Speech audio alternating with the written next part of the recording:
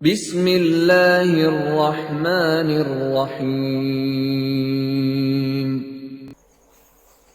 Assalamualaikum warahmatullahi wabarakatuh.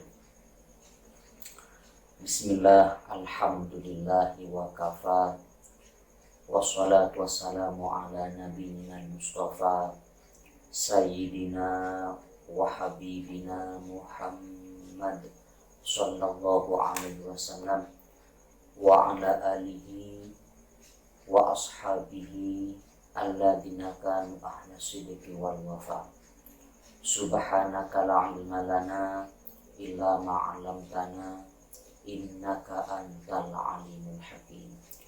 Qala rabbi shrah li sadri wa yassir li amri wahlul 'uqdatam min lisani yafqahu qawli.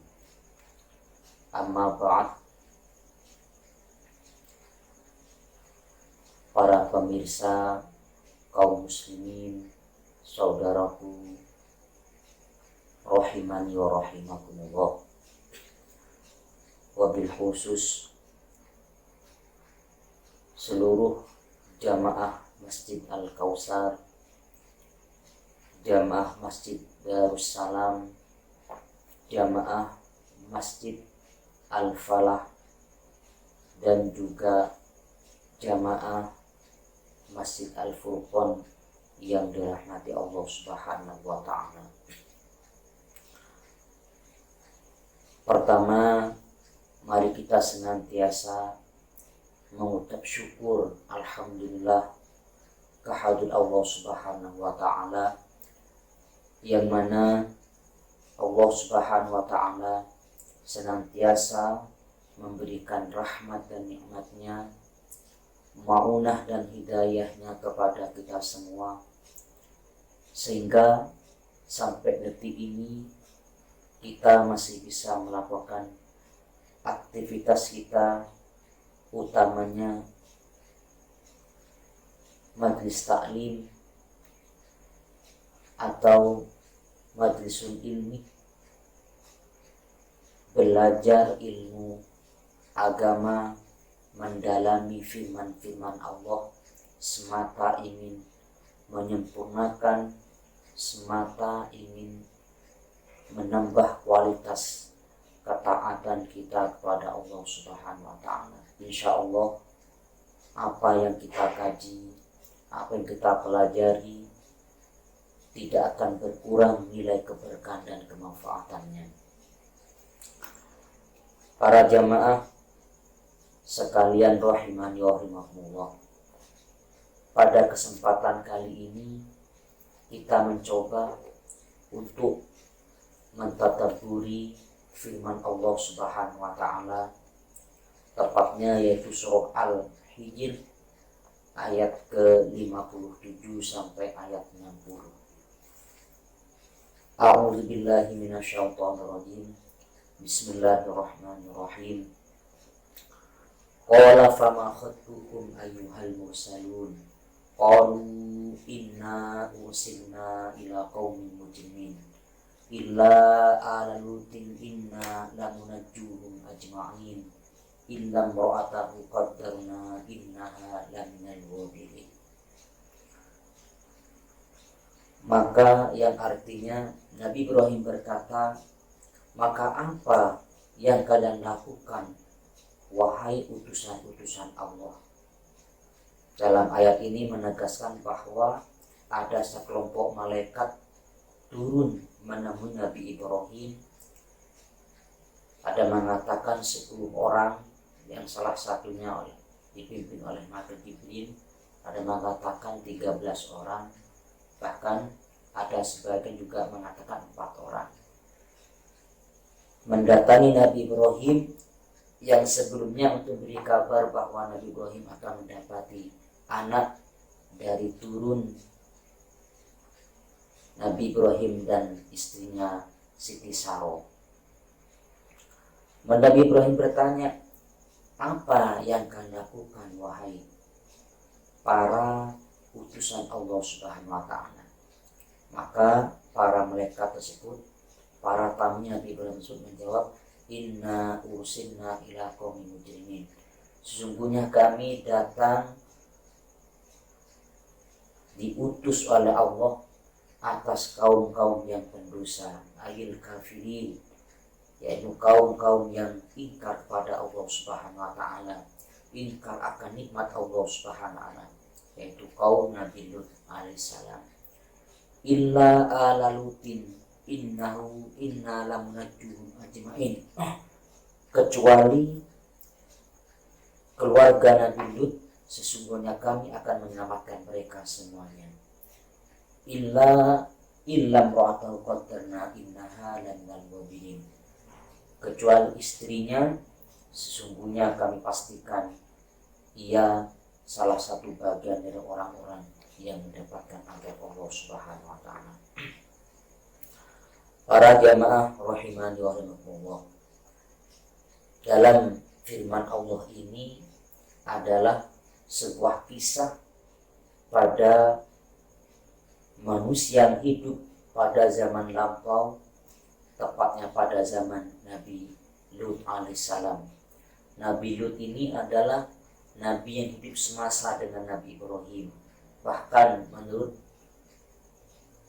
Imam Wahab bin Munabbih, Nabi Lut ini salah satu ponakan Nabi Ibrahim, bin Lahan bin Tarikh bin Akhi Ibrahim, yang mana kaum Nabi Lut ini sengaja Allah utus kepada kaum atau umatnya yang mempunyai penyimpangan biologis,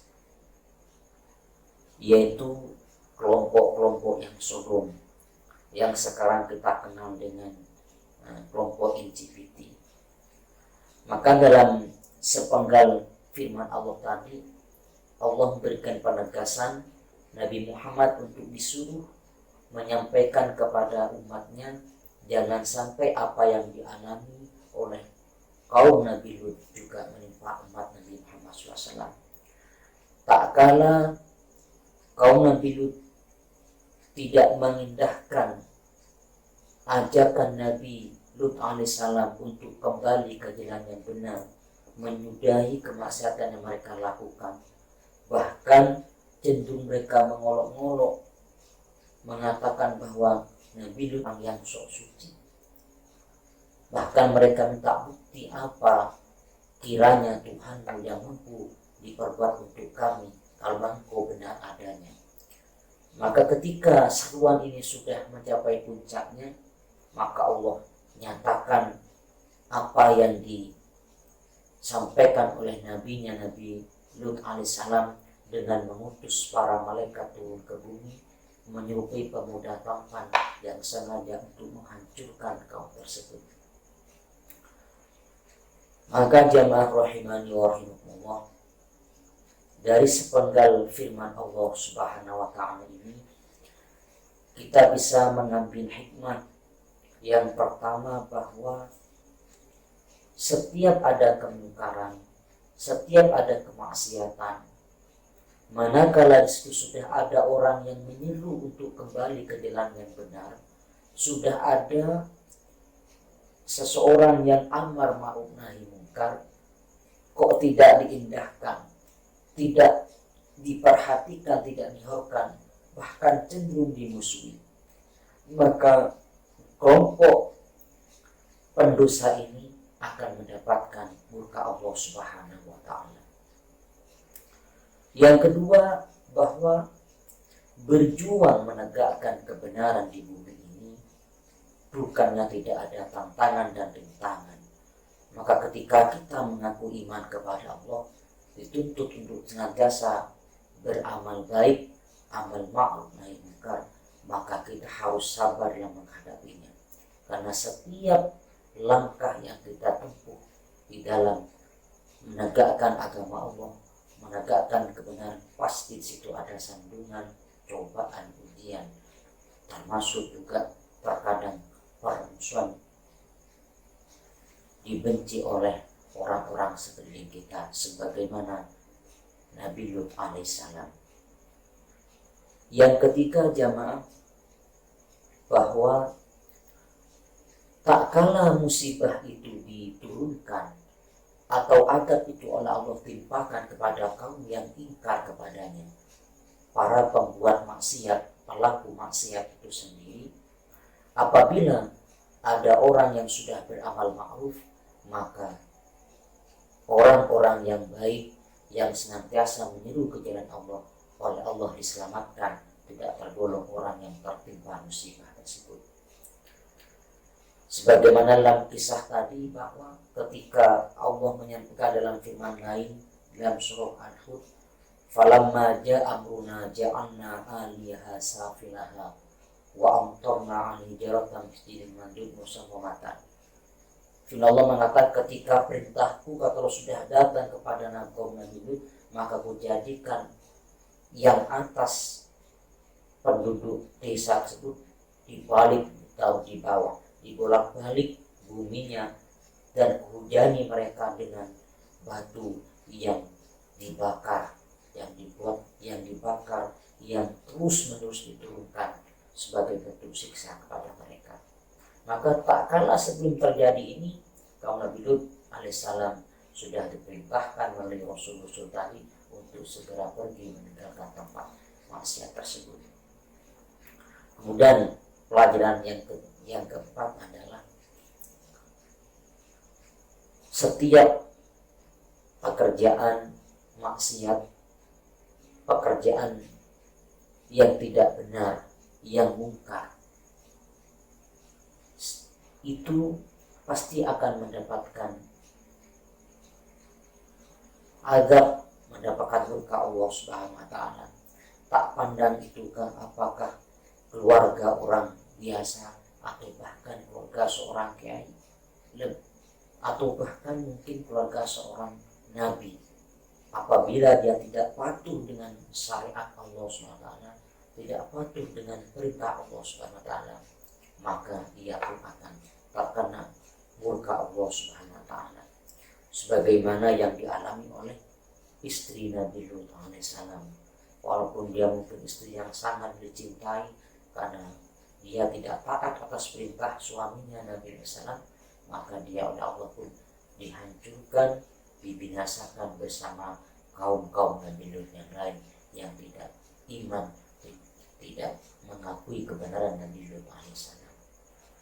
Maka jamaah rahimani wa rahimakumullah, dari kisah ini kita ambil ibrah. Pertama, kita selaku umat Nabi Muhammad jangan sampai melakukan perbuatan yang serupa, kemaksiatan yang sama yang dilakukan oleh kaum Nabi Lut, karena itu akan memicu datangnya murka Allah Subhanahu wa taala.